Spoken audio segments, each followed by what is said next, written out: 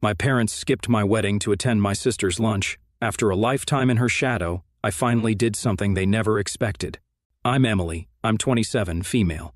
Growing up as the younger sister, I've always felt like I was in the shadow of my older sister, who's 29 now. From the start, it seemed like she got the lion's share of attention and praise from everyone in our family. She was the firstborn, the older daughter, and in many ways, it felt like she got the better end of the stick in pretty much everything. For the longest time, I tried to convince myself that maybe I was just imagining things. Maybe I was just being too sensitive or seeing conflicts where there weren't any. But as the years rolled by, all these little moments of disparity between how we were treated started to add up. It became increasingly clear that my feelings weren't just figments of my imagination. I wasn't making it up. My sister really was the favored child. It didn't matter what the situation was. She always seemed to get the benefit of the doubt, even if she did something totally out there, something you'd think would definitely not fly with our parents. Somehow she'd still come out smelling like roses. On the other hand, I felt like I was constantly under scrutiny, and no matter what I did, it just wasn't good enough. Living in that kind of environment where you feel constantly undervalued really started to wear on me. I knew I had to do something drastic if I was ever going to find my own peace of mind. So as soon as I could, at 18, I moved out. That distance, that physical space away from the constant comparisons and judgments, it did wonders for my mental health. For the first time, I could breathe, think, and just be myself without feeling like I was being pitted against my sister. But just moving out didn't magically fix everything. Despite the distance, my sister seemed to carry on this campaign to tarnish my image with our parents. She went as far as to tell them I was involved with drugs and heavy drinking, none of which was true. The worst part? My parents believed her. They didn't even pause to consider my side of the story. They didn't ask if I wanted to defend myself, and when I suggested taking a drug test to prove my innocence, they didn't care. They had already made up their minds. That was a huge blow. It's tough when your own parents take someone else's word over yours without even a second thought. That whole ordeal just cemented my decision to keep my distance. So, I went no contact with my parents for about 2 years. Cutting them out was not an easy decision, but it was necessary for my well-being. During that time, I really started to put my life together without the cloud of family drama hanging over me. I focused on my career, built a life with my boyfriend, and generally did things that made me happy, things I couldn't have done if I'd stayed entangled in all that negativity. Living independently, I found happiness and success on my own terms. It felt liberating to make decisions without worrying about being unfavorably compared to my sister or dealing with unjust accusations. It was like I could finally enjoy life without the weight of unfair expectations and constant scrutiny. In those years of no contact, I grew a lot as a person. I strengthened other relationships, made new friends, and, most importantly, I learned a lot about myself, about my strengths, my resilience, and how much I could achieve when I wasn't constantly being put down. I wasn't on speaking terms with my parents. We hadn't talked for months. But then I got this news that really shook me. My dad was hospitalized. Despite everything that had gone down between us, I felt a strong pull to be there for him. I've always believed that you shouldn't treat people poorly just because they might have treated you poorly. Instead, I try to treat people the way I aspire to be, regardless of their actions. So I decided it was my duty as a daughter to show up for my dad in his time of need. During his hospital stay, I reached out and we slowly started talking again. It wasn't easy, but it felt necessary. It was like we were cautiously mending the fragile threads of our relationship. My sister, however, wasn't thrilled about this at all. She seemed wary, maybe even a bit threatened by our reconciliation. But I was firm about my decision to reconnect with our parents. I was standing my ground this time. As things started to look a bit better between us, my parents opened up about another issue. They were facing some financial troubles. Maybe it wasn't the smartest move, but I decided to help them out as much as I could. In my head, I thought that by stepping up where my sister had stepped back, maybe they'd start to see me as an equal, not just the second choice. This wasn't just about money for me. It was about proving a point, about showing that I could be relied on when it counted. And it kind of worked. Whenever my sister tried to stir things up again, my parents would actually defend me, pointing out how she wasn't there for them when they really needed her. It felt good to know that they appreciated my efforts, even if part of me knew they were probably scared of pushing me away and losing the financial help I was giving them. I knew if they crossed a line again, I wouldn't hesitate to step back, and they knew it too. They needed the help, and they couldn't afford to mess things up with me this time. Some might think I was being manipulative or that I was a bad person for holding the financial aid over their heads, but honestly, I was just tired of being treated like I didn't matter. I was willing to do what it took to change that dynamic, to make sure I was valued and respected in my family. Amid all this family drama, there was a bright spot. my relationship with my boyfriend. We were going strong, and after celebrating our 4th anniversary together, he proposed. I said yes. It felt like things were finally turning around for me. Personally, my life was on an upswing. I was repairing my relationship with my parents, my career was going well, and now I was engaged to the love of my life. We started planning our wedding, and everything seemed almost perfect. Well, almost perfect except for one thing, my sister. She couldn't hide her surprise, almost disapproval, that I was getting married so young, especially when she herself wasn't even married yet. Her reaction was a bit of a downer, but I wasn't going to let it dampen my spirits. Everything was lined up beautifully for the future. I had managed to establish a somewhat symbiotic relationship with my parents where we were all getting something we needed from each other. My job was rewarding, my personal life was blooming, and I was excited about what lay ahead. My sister's feelings about my marriage were just another hurdle, but not one that could stop me from moving forward and embracing my happiness. My sister has never really had what you'd call a stable relationship. None of her romantic ventures have lasted more than a year, so it's no big surprise that she's not married yet. But despite her own lackluster love life, she had this bizarre idea that because she wasn't married, I shouldn't get married either. Honestly, her logic felt like complete nonsense to me, so I just decided to ignore it. I had my own life to live, and I was excited about my upcoming wedding. The wedding date was set for a weekend to make sure everyone we cared about could attend without too much hassle. I even sent out invitations to my sister and my parents because, despite all the ups and downs, I really wanted my family to be there. It meant a lot to me to have them share in one of the biggest days of my life. Fast forward to last Saturday, the big day, and guess what? My parents didn't show up. At first, you might think something serious must have happened, right? Something urgent that prevented them from coming? But no, nothing like that. The truth hit me like a ton of bricks when I didn't see them at the ceremony. They didn't show up because my sister decided to throw a lunch at her place on the same day as my wedding, and my parents thought it was more important to support her than to attend their youngest daughter's wedding. I can't even begin to describe how that felt, waiting there at my own wedding, hoping they'd walk through the door any minute. I held off the ceremony start for 30 minutes, clinging to some hope. Then my mom finally showed me a social media post from my sister. That's how I found out where my parents really were. The post showed them all smiling and having a great time, as if they didn't have a care in the world, as if they didn't just skip their daughter's wedding. It was like a punch to the gut seeing them so happy next to her, treating her like she was their only daughter. Right then and there, I made a decision. I was done. Done helping them, done hoping things would change. I decided I was 7 years too late in cutting them off completely, but better late than never. After the wedding, once the guests had left and I had some time to reflect and gather my thoughts, I sent my parents a message. I told them in no uncertain terms that I no longer considered them my parents. They had made their choice, clearly favoring my sister time and again, even though I had always been there when my sister wasn't. They had refused to show me the basic respect of attending my wedding, and in doing so, they lost my respect in return. Since that message, they've tried to reach out, sending excuses, trying to justify their actions, but I'm standing firm. I don't plan on softening my stance or pretending everything is okay. They made their choice, and now they have to live with it. However, part of me can't help but wonder if I'm being too harsh. It's a strange feeling, knowing I'm finally standing up for myself, but also questioning if I'm the one being unreasonable here. Am I the a-hole for cutting them off after they repeatedly showed they didn't value me? Or am I just overthinking this whole situation? That's what I'm trying to figure out now. Fought the top comments before the update, OP and not the a-hole. Honestly, you are my hero because I'm in a situation similar to yours with a family that is blatant about their favoritism, and honestly, if I could leave, I would do the same thing that you're doing, not the a-hole. They do not deserve to be called mom and dad if they're not willing to be a mom and dad to you. Anyone who thinks otherwise can take a long walk off a short pier. Update 1. Hey everyone, first off, I just want to say a huge thanks for all the support. It's been a whirlwind, and having you all by my side has meant the world to me. Sorry for the delay in updating you. I was off on my honeymoon, soaking up some much-needed joy after all the drama. I just got back yesterday, and I felt it was time to fill you in on everything and sort through my thoughts. Coming back to everything, I still strongly feel that I'm not in the wrong here, but hearing you all confirm that really helps. It's one thing to believe in your own actions, but having that external validation, it's comforting, really reassuring. Since the wedding, and after making the tough decision to cut ties, I've been pretty much ghosting my entire family. They haven't stopped trying to reach out though.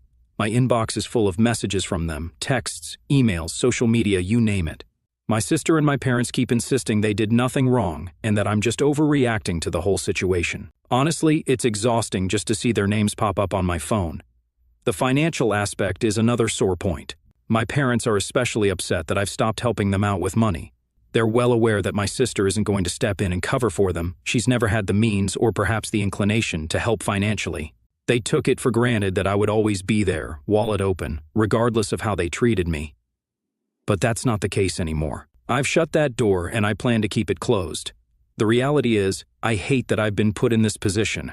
I hate that they've made me feel like I need to choose between my own peace and their happiness. For years, it felt like I was just a resource to them, not a daughter or a sister who deserved respect and love. That kind of realization stings, it cuts deep. Moving forward, I'm not planning on being friendly or reconciling. Some might say that's harsh, but sometimes you have to be firm to protect your own well-being. You have to draw the line somewhere, and for me, that line was watching them choose a casual lunch over my once-in-a-lifetime wedding day. It's a strange mix of emotions to handle, especially as a newlywed. This should be one of the happiest times of my life, and while it is in many ways thanks to my incredible partner, it's also shadowed by this family drama. Yet, despite the bittersweet feelings, I'm learning a lot about myself, my boundaries, and what I need to do to maintain my mental health. I really appreciate you guys for sticking with me through this mess. Knowing I have a community that supports me and sees my side of things is invaluable. It makes the tough decisions a little easier to stand by. So thank you. Truly. You've helped more than you know. Update 2, so it's been about 3 days since my last update. Things have been pretty hectic. Yesterday, something unexpected happened. My mother showed up at my apartment. I really wasn't in the mood to deal with any family drama, especially not hers, but according to my neighbors, she had been waiting outside for hours. By the time I got home, they mentioned seeing her pacing back and forth, looking pretty anxious. Given that she'd been out there for so long, I figured maybe she had something important to say, or maybe she was ready to make some amends. So, with a heavy sigh, I decided to let her in. In hindsight, that probably wasn't the best decision. No sooner had the door closed behind her than she launched into a tirade. She started by accusing me of being a massive jerk for painting them as the villains. Her words stung, especially because they twisted the truth so much. She continued, saying that just because I'm married now doesn't mean I should forget about my real family. According to her, I should still prioritize my parents and sister, treat them like my family. I couldn't hold back. I told her that her idea of family would hold some weight if they had ever treated me like I was actually part of the family, but that wasn't my reality. Every time I needed them, I was treated like an afterthought, like I was useless. Her showing up now, pretending to care, it felt so fake, so forced. Why now? Why pretend to care when every action they've taken showed the opposite? I also brought up the wedding day, the day she and my dad chose my sister over me. I tried to make her see how much that hurt me, how their actions spoke louder than any words could, but it was like talking to a brick wall. My mom was so entrenched in her own perspective that she couldn't see how her actions could be seen as hurtful or wrong. It was frustrating and sad to witness. She genuinely didn't believe she had done anything wrong. Instead, she insisted I was the one overreacting. The conversation was going nowhere. I was getting nowhere with her, and her refusal to acknowledge any fault was just making things worse. Finally, I'd had enough. I told her that if she couldn't come to terms with the fact that she had consistently chosen my sister over me, and if she wasn't ready to make some real changes in how she treated me, then she shouldn't bother contacting me again. Her response? She called me crazy. That hurt, but I was so done. I stood my ground and told her that if that's truly what she believed, she should leave and not come back. The door closed behind her with a finality that felt like it could be the end of our relationship for good. It was a tough, emotionally charged confrontation, and after she left, I felt a mix of relief and sadness. It's hard cutting ties like that, feeling like your own mother doesn't get you or even wants to understand you. But at the same time, there's relief in standing up for yourself, in setting boundaries that protect your peace. Now I'm just trying to process everything, figure out where I stand, and how to move forward from here.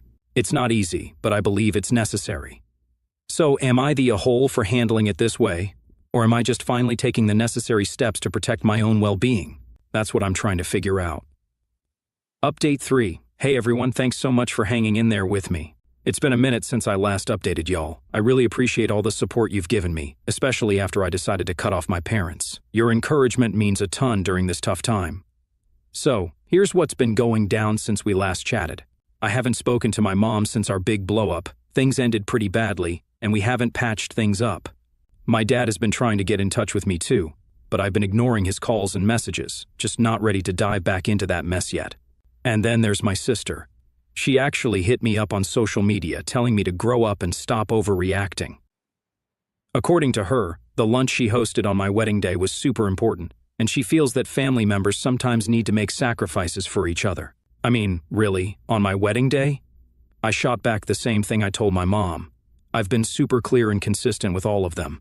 I'm all for having a healthy relationship with my parents, but it's got to be a two-way street. They need to show they're willing to make an effort, too. I can't be the only one trying to make things work.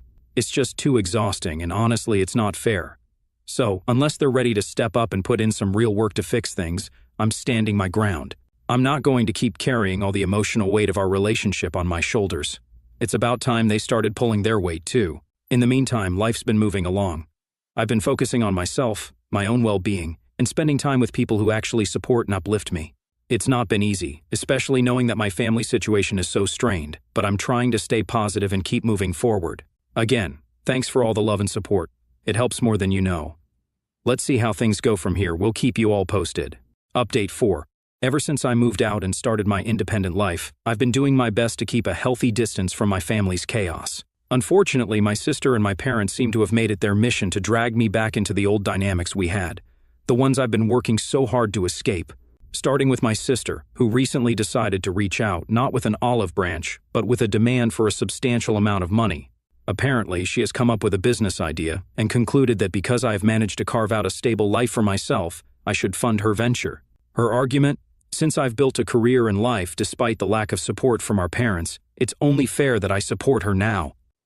Now, the entitlement didn't just stop there.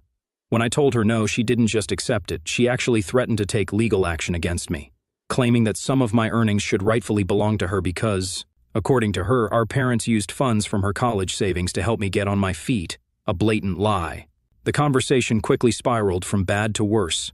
She tried to manipulate me by saying that if I didn't invest in her business, it would be a clear sign that I was still holding on to past grudges and hadn't really moved on. This twisted logic was her way of guilt-tripping me into complying with her demands. As if dealing with my sister wasn't enough, my parents have thrown their weight behind her, echoing her claims and demands.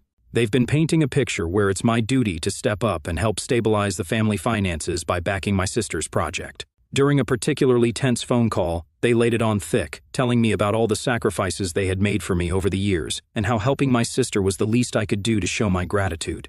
They even went as far as to say that by helping her, I would be helping the entire family find stability. Their arguments were rich considering the years of favoritism and uneven support they had shown us. It was clear they were trying to leverage any sense of familial obligation I felt to get what they wanted. The sheer audacity of their demands was staggering. They seemed to have forgotten the years of neglect and disparity in how they treated us, focusing only on what they believed I owed them now. The discussions with my parents didn't end with the phone calls. They began sending emails and messages, each one more pressing than the last.